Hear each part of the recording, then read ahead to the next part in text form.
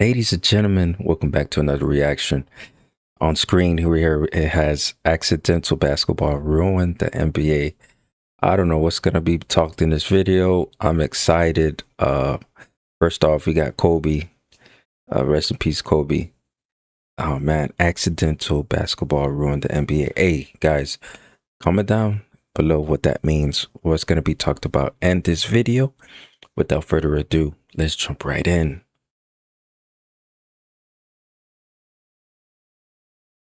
Like these players now play accidental basketball, and it drives me and Phil crazy because it's all penetrating pitch. You may make the shot, you may not. You have no idea who's going to be open or whatever. It's accidental basketball. We play basketball with purpose.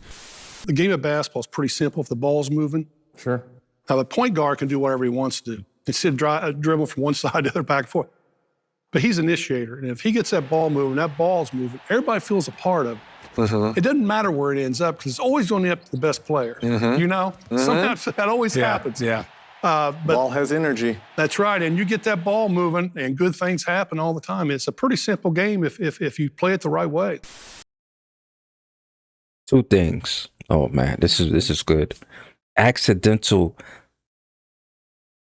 Is this why the viewership is on the decline with modern NBA? I honestly didn't know there was a term for what's going on today. Okay, not only accidental basketball, load management, the mentality. I'm gonna go down the list. There's no basketball with purpose, as Kobe said, and the competitive nature is not there. When it comes to the greatest teams in NBA history, many would look at the 2017 Warriors, 01 Lakers, and especially the 96 Bulls, as all those teams were historically dominant and great in their respective era. Now, like most debates, looking at the greatest teams, greatest players, greatest anything, it is very, very subjective and opinion-based. But looking at all those teams, if you love team basketball on both ends, great passing and defense, there's two teams historically that personify both those traits. First up, 2014 Spurs, led by Tim Duncan, and secondly, the Boston Celtics in 1986, led by Larry Bird. Until now, Celtics running, they have a chance here, 4-on-2, Bird to Parrish. It's more effective offensively. It's a bad shot by Moncrief. Out that way. Boston 2-on-1, and Webb is back. Bird is on Lloyd now, doubling on Sampson, and takes the ball away. 3-on-1 for the Boston. Perfection. If you want to talk the greatest passing teams of all time, the 86 Celtics 2014 Spurs are on a very short list. As looking at both their lineups, there wasn't just one great passer, one great playmaker. As looking at 1 through 5, all their players are capable passers who can make the right play at any moment. And for a team like Boston, who are they led by? Larry Joe Bird, debatably the greatest passing forward of all time. Off the bench, you have Bill Walton, one of the greatest passing bigs the game's ever witnessed. He was special. When you look back at this Boston team in '86, they have the prototype of the 2014 Spurs. And compared to the modern era, where it's dribble, dribble, dribble, everyone watching, last minute pass for an assist. Yes. One thing I've noticed about, I don't know which year it started or began, but players would walk the ball up the court. That's why they put that 8-second rule. Now, you got 24 seconds in a shot clock, and they're dribbling at the point guard or whoever's handling the ball dribbles up the court, and they're wasting 8 seconds, 10 to 12 seconds off the shot clock. Now you got 12 seconds left to work with. What happened to ball movement? What happened to player movement?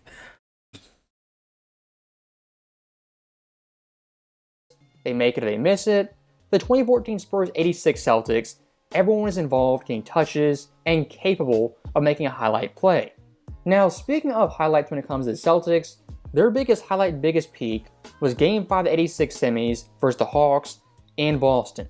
This game historically is never talked about, but watching the film in the third quarter, it was absolute brilliance. Boston for the quarter 36 points. Damn. 132 to 99. The Hawks only managed 6. Third quarter, they make history. Finds Parrish. Nice pass.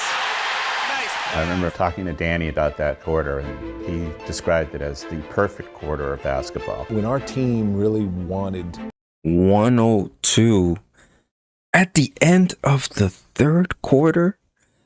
102 61. Sheesh. and really had to, we were so special. It was a thing of beauty. What does Mike Fratello do? He just called a bunch of timeouts.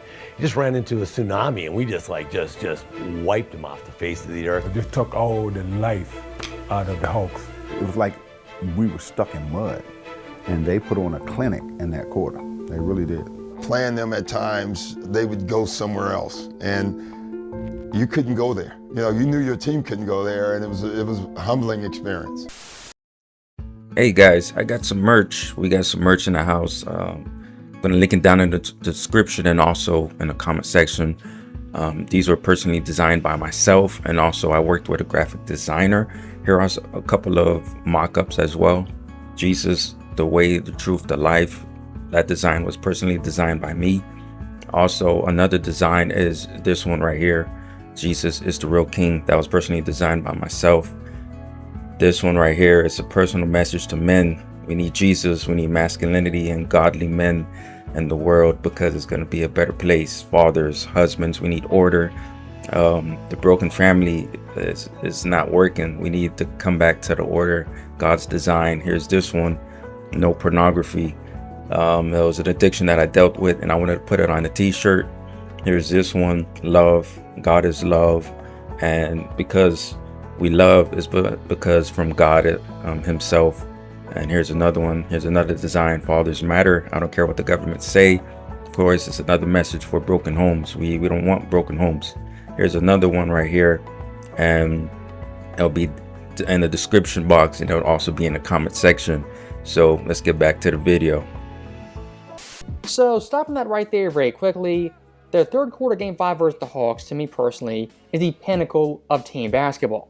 As looking at the offense, outrunning the fast break, making great passes, making the extra pass to open teammates. And on the flip side, vice grip defense in the paint and on the perimeter. 2 shots right on line, and both of them have bounced around the rim and just have more options on their offense. Bird again to reach in. No changes for the Celtics. Dominique blocked by Bird. Even when the Hawks look like they have an opportunity to run, suddenly there's 4 white shirts back there. Blocked by McHale. It was everything that was great about the 1986 Celtics on display in full force for you. Pace, rebounding, shooting, scoring, and again, defense. If you want to go back and look at what the 86 Celtics were all about, call up that third quarter, because that was it in a nutshell. The only 2 teams in the so-called modern era who could lock you up on one end and score 35 plus on the other end were the Golden State Warriors and San Antonio Spurs. And like I said earlier, this Celtics team was the prelude to all that. And just like those teams, they could take a 10-point game, push it to 20. Take a 20-point game, push it to 30, and rest the entire fourth quarter. That two-way dominance, great team two-way dominance, is a lost art for teams, especially in the 2020s. And looking at Boston on defense, the entire Hawks roster, abysmal shooting, top to That's clamps. That's putting the clamps on these people. Dang, you got your best player right here, 104. Come on, man. Look at this. Sheesh. No wonder they said defense turned into offense. bottom. Out of the entire roster, not a single player over 33% shooting for the quarter, and no single player had more than 1 made field goal. Oh, that's not good. Now, for some more context, the Hawks this quarter, only scoring 6 points in the third quarter, is the lowest mark ever in a single quarter in playoff history. The second lowest, ironically, Boston vs. Atlanta 2016, in a first quarter where they only scored 7. Also some very important context, 2 made field goals in a quarter is tied for the fewest ever, and the field goal percentage 11.1, the 5th worst ever in a single quarter in NBA playoff history. He was going to give you everything he has out there. He's just going to run the lanes and hit the boards. Inside Konkak. No disrespect to the Atlanta Hawks, but it's giving like men versus boys. No disrespect to the Atlanta Hawks, right? Oh my gosh, the clamps defense. Blocked by Parrish. 22 straight points for Boston. And nobody wants to shoot it for Atlanta. For this Boston team 4 years later, what everyone always goes to is a great offense and great team passing, and rightfully so. But looking at their defense, equally as dominant and equally as effective, as Boston 86, first in defensive rating, first in rebounds, first in points per percentage, and third in points per game allowed. And looking at their roster, the spearhead of their defense, Dennis Johnson, one of the greatest defensive guards of all time. And behind Dennis, what they were anchored by is guys like Walton, Parrish, and even Kevin McHale. Scoring this team in the paint was virtually impossible. In the perimeter, things weren't much easier. Now, looking past Boston's great defense at their offense, in this quarter, they didn't just score 36 points to close. Bro, 11% in the third quarter. Only 2 field goals made, 18 attempts. They were just calling timeouts after timeouts. They could not stop the run. 64% by the Boston Celtics. 14 of 22. That's demoralizing. The quarter, a 24-0 run, on record the biggest run in playoff history. Much like the 2014 Spurs 2016 Warriors, everyone on Boston was a willing passer who could make the right play. As looking at Danny Ainge among shooting guards, 7th in assists. Larry Bird for small forwards, ranked 2nd. McHale for power forwards, ranked 3rd. Walton among centers was 9th, and Parrish among centers was 10th. Out of the entire Boston starting 5, the only player who wasn't top 10 assists per position was Dennis Johnson, and Johnson overall for the NBA ranked 21st, which is 2nd on the team, only behind Bird. When you have great passing 1 through 5, 1 through 6, the forwards, guards, and centers, that takes you from a great team to an all-time great team. And this Boston team undoubtedly is an all-time great team that would thrive in any era. As looking at their play style, they could shoot, post up, had great ball movement, could run the break, and above all else, were unselfish. If you want to watch great team basketball, great passing, making the extra pass, and not a lot of ISOs, watch the Celtics, Spurs, and Golden State Warriors. As looking at all those teams, it was me over we, the team over individual success. So that He made great points. Number one, this 1986 team, savage. I put it as one of the teams, one of the best, greatest teams of all time. 1996 Celtics. The Spurs teams really good too, especially with their big three: Manu Ginobili, Tony Parker, Tim Duncan at the forefront. Then you had the role players all around. Of course, I'm gonna put the Warriors team minus Durant. Why? Because Durant joined a team that was already established, that was already developed, right? They had Steph Curry from the draft. They had Draymond Green from the draft. Klay Thompson. They had other players too.